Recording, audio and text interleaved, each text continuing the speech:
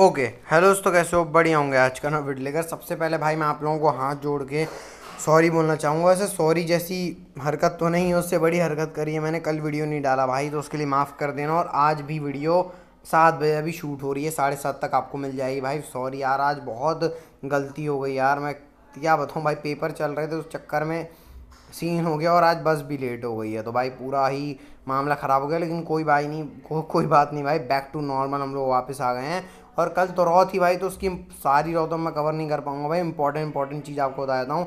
Gunther का king of the ring वाला segment हुआ था, उसके बाद जजमेंट डे ने उनको आके इंटरप्ट किया था। फिर डेमन प्रीस्ट और गुंथर का सेगमेंट हुआ था, जिसके अंदर वही सब बात कर रहे होते हैं डेमन प्रीस्ट की। गुंथर ने शॉर्टकट लिया है जो रैंडी ऑर्टन को, वो जो कंट्रोवर्शियल पिन था उसके बारे में बात करते हैं। फिर वो गंथर डेम प्रीस्ट के कैशन के बारे में बात करते हैं कि भाई तेरा मनी इन द बैंक कैशन भी फ्रॉड था। फिर वो बोलते हैं भाई मैं तो अर्न किया था जीत के। फिर ड्रू मैकिंटायर भी आते हैं, और ड्रू मैकिंटायर आके डेम प्रीस्ट को बोलते हैं। डेम प्रीस्ट ने ड्रू मैकिंटायर की वाइफ को ही घसीट दिया इस चीज़ में। तो यहाँ से जो हीट है वो भी हमको देखने को मिलती है। और ब्रॉन ब्रेकर की तबाही भी रॉ में होती है भाई। ड्रैगन और रिकोशे का मैच होता है, वहाँ पर पूरा तोड़ देते हैं ब्रॉन ब्रेकर आके भाई। तो यहाँ ब्रॉन ब्रेकर को भी डब्ल्यू अच्छा तगड़ा दिखा रही है। उसके बाद भाई पूरा तगड़ा ब्राउन ब्रेकर को दिखा रही है। और फिर एक थोड़ा सा मेरे को बहुत मस्त सेगमेंट लगा भाई, ये ओटिस और ब्रोंसन रीड का मैच था। ब्रोंसन रीड ने ओटिस को हरा दिया।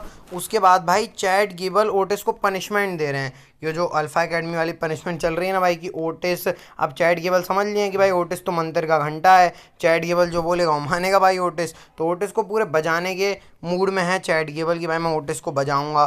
कि भाई इसने बात नहीं मानी। मैक्सिन डुपरी बचाती हैं ओटिस को भाई, बेल्ट से मार रहे होते हैं ओटिस को चैट गेबल। फिर सैमी जेन आते हैं, उन्होंने समझाने की कोशिश करी कि भाई बंदा कैसा है चैट गेबल वगैरह। फिर चैट गेबल ने सैमी जेन के ऊपर अटैक कर दिया। तो ये जो सैमी जेन, चैट गेबल और साथ साथ में जो अल्फा एकेडमी वाली स्टोर लाइन है, ये तगड़ी चल रही है। मैं तो वो उस दिन का इंतज़ार कर रहा हूँ कि कब ओटिस अपना टर्न करेंगे चैट गेबल के ऊपर, और क्रीड ब्रदर्स कब ज्वाइन करेंगे चैट गेबल को। तो ये बहुत इंटरेस्टिंग चीज़ है। इसके बाद भाई लिव मॉर्गन और बैकी लिंच का स्टील केज मैच होता है। ये इसको ज़्यादा टाइम मिला नहीं था शो के ऊपर। अब आप, मैंने शो बिल्कुल नहीं देखा भाई रॉ का, मैं हाईलाइट देख के आपको बता रहा हूँ, क्योंकि टाइम ही नहीं मिल पाया कल, क्योंकि असाइनमेंट वगैरह सबमिट करना था भाई। फिर से सॉरी बोल रहा हूँ यार आपको। अब मैं कोशिश किया मैं रोज़ वीडियो डालूंगा। और चल रहा था मैच स्टील केज का भाई, इसके अंदर लिव मॉर्गन घुसेड़ घुसेड़ के बैकी लिंच को मार रही होती हैं top of the steel cage. Basically ये 10 मिनट का मैच चला। लेकिन स्टील केज मैच की मेन बात नहीं है भाई, मेन बात तो अब शुरू होगी कि जब मैच चल रहा था उसके बाद डोमिनिक मिस्टीरियो आ गए मैच के बीच में।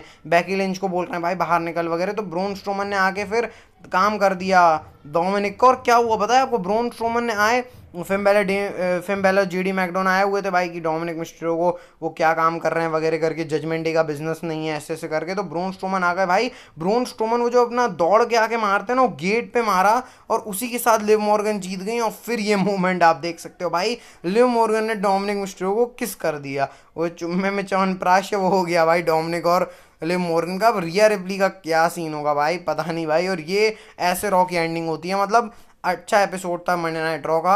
अगर आप देखोगे तो धमाका भी हो गया भाई। मतलब मेरे को पूरी वो पुरानी वाली वाइब आ गई, विंस मैन वाले टाइम के आसपास। मतलब तो साल में एक बार देखने को मिल ही जाता था, तो वो लिव मॉर्गन और डोमिनिक मिस्टीरियो का, जिसमें लिव मॉर्गन ने किया लेकिन डोमिनिक मिस्टीरियो की भाई हालत ख़राब थी। तो ये थी मंडे नाइट रॉ का एपिसोड। अब बात करते हैं भाई अपडेट्स के बारे में। सबसे पहले लिव मॉर्गन वाले केस के बारे में बात कर लेते हैं। तो लिव मॉर्गन जेडी मैकडोना के साथ भी आप देख सकते हो रॉ के ऊपर यहाँ पर थी। तो फिम बैलर डोमिनिक के साथ चक्कर चल ही रहा है। अब जेडी मैकडोना भी, तो मैं आपको बोल रहा हूँ ना, नई जजमेंट डे बनने वाली है लिव मॉर्गन और जेडी मैकडोना, फिम बैलर और डोमिनिक मिस्टीरियो की, जिसमें डेमियन प्रीस्ट और रिया रिप्ली का पत्ता कट जाएगा। वो जो लिव मॉर्गन रिवेंज टूर है, कि उसमें से एक टिक तो कर ही लिया, अब दूसरा लगभग हो ही गया कि डोमिनिक को भी रिया रिप्ली से आवे कर दिया, और फिर जजमेंट डे भी छीन ली रिया रिप्ली से। और साथ में यहाँ पे लिव मॉर्गन का यहाँ पर देख सकते हो भाई, उन्होंने अपने एक्स अकाउंट में, ट्विटर अकाउंट जो बोलना है भाई, उस वहाँ पर उन्होंने लगाया हुआ है अपना जो भाई पेज है, वहाँ पर किस वाली जो ये डोमिनिक के साथ इमोजी है उसको शेयर किया और लगाया हुआ है। तो यहाँ से तो भाई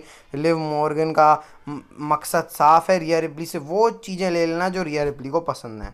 और साथ में आप ये डेटा भी देख सकते हो भाई, कितने ज़्यादा व्यूज़ आ गए हैं इसके अंदर। 4 करोड़ व्यूज़ आ गए हैं भाई इस चीज़ के अंदर 24 घंटे के ऊपर, डब्ल्यू के सारे सोशल मीडिया प्लेटफॉर्म्स के ऊपर। तो सिर्फ 24 घंटे की बात है भाई, 4 करोड़ इसको व्यूज़ मिल गए हैं भाई। अब सोचो क्या चीज़ है भाई, ये तो मतलब फैंस का इसमें इंटरेस्ट रहता ही। और अब मैं तो आगे भी एक्साइटेड हूँ देखने के लिए कि भाई क्या इन लोग खिचड़ी पकाते हैं।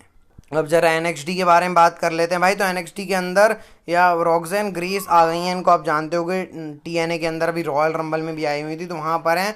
और बैटल ग्राउंड के अंदर मैच भी हो गया है इनका, रॉक्सेन ग्रेस वर्सेस रॉक्सन प्रेस के बीच में, रॉक्सन प्रेस और Jordan grace, sorry Jordan grace और रॉक्सन प्रेस के बीच में मैच हो गया एनएक्सडी बैटल ग्राउंड के अंदर। तो ये मैच आपको देखने को मिलेगा। टीएनए और ये डब्ल्यूडब्ल्यू के बीच में जो कोलैबोरेशन वाली चीज़ है उसके अंदर का पार्ट ये भी है। और आप एक्सपेक्ट कर सकते हो कि जो डब्ल्यूडब्ल्यू या फिर एनएक्सडी के सुपरस्टार हैं वो भी वहाँ पर टीएनए के अंदर जाएंगे। तो भाई ये बहुत ही इंटरेस्टिंग मूव है डब्ल्यूडब्ल्यू की तरफ से। देखते हैं भाई आगे क्या प्रोग्रेस करता है ये, और मेरे को तो सही लगा भाई। इसके बाद अब क्लैश एट दी कैसल के बारे में बात कर लेते हैं। तो ये आप देख सकते हो भाई क्लैश एट दी कैसल की टिकट सेल्स का क्या हाल चल रहा है। तो टोटल सेल्स जो है 11,000 के आसपास हैं, 11,000 1119 के आसपास। और टिकट जो डिस्ट्रीब्यूट हो चुकी हैं वो 10,000 से ज़्यादा हैं, और 1,000 के आसपास टिकट्स बची हुई हैं। तो भाई अभी तो क्लैश एट दी कैसल में लगभग 1.5 हफ्ता है, उससे पहले ही इतनी टिकट्स बिक चुकी हैं। और डब्ल्यूडब्ल्यू अभी और स्टॉक खोल देगी इसके रिगार्ड, मतलब और टिकट खोल देगी। तो भाई पैसा ही पैसा है। और यूके की जो इवेंट रहते हैं वहाँ पर आपको बताइए भाई कि जो वो मामला है ज़्यादा रहता है, पैसे टिकट्स के ज़्यादा रहते हैं। तो भाई डब्ल्यूडब्ल्यू के चप्पर पाड़ के प्रॉफिट ही प्रॉफिट। अब जरा बात कर लेते हैं मर्चेंडाइज सेल के बारे में। तो मई महीने के मर्चेंडाइज सेलर हमको मिल चुके हैं, आप देख सकते हो। नंबर 1 पे जे ऊसो, नंबर 2 पे रोमन रेंग्स, नंबर 3 पे Randy Orton, stone cold Steve Austin number 4 पे, 5 पे रॉक, 6 पे सीएम पंक, 7 पे लिव मॉर्गन, 8 पे कोडी रोड्स, 9 पे कोडी रोड्स और 10 पे जे ऊसो। तो ये यहाँ पर मामला चल रहा है। ये डब्ल्यूडब्ल्यू ये करता धरता। मैं इसमें से अभी एक ही नाम हमेशा मेरे को शॉक कर जाता है बार बार, स्टोन कोल्ड स्टीव ऑस्टिन। चलो रॉक और रोमन रिंग्स मान लिया भाई कि लोग चल रहे हैं, स्टोन कोल्ड स्टीव ऑस्टिन अभी डब्ल्यूडब्ल्यू के अंदर भाई 2000 मैं बोलूँगा 22 की रेसलमेनिया के बाद से अभी तक आए भी नहीं है शो के ऊपर। तो उनकी फिर भी मर्चेंडाइज बिक रही है। तो भाई यहाँ से आप नाम देख सकते हो कितना बड़ा नाम है स्टोन कोल्ड स्टीव ऑस्टिन का। मैं रिलेट भी नहीं कर पाता हूँ उनसे, क्योंकि मैं भाई उस समय पे डब्ल्यूडब्ल्यू देखा नहीं, लेकिन भाई है बहुत ज़्यादा तगड़ा नाम। तभी तो भाई इतनी सारी मर्च बिक रही है, ऐसे फोकट में थोड़ी बिक जाती है। तो भाई यहाँ से जो है स्टोन कोल्ड स्टीव ऑस्टिन को मानना पड़ेगा। साथ में यहाँ पर इस जरा न्यूज़ की तरफ से आप ट्वीट देख सकते हो कि अभी कुछ ट्रेड भी हो सकते हैं मंडे नाइट रॉ और स्मैकडाउन के सुपरस्टार के बीच में। अब ये ट्रेड क्या होने वाले हैं तो पता नहीं, बस ऐसी रिपोर्ट आई है तो आपको बताया था हूँ। मेरे हिसाब से शायद जे ऊसो स्मैकडाउन के अंदर जाएंगे, या फिर जो ब्लड लाइन है वो रॉ के अंदर आएगी, क्योंकि इनकी स्टोरी स्टार्ट करने के लिए जे ऊसो ब्लड लाइन को एक कॉमन शो के ऊपर आना पड़ेगा। मेरे हिसाब से रॉ के ऊपर सही रहेगा, क्योंकि रॉ 3 घंटे का शो है भाई।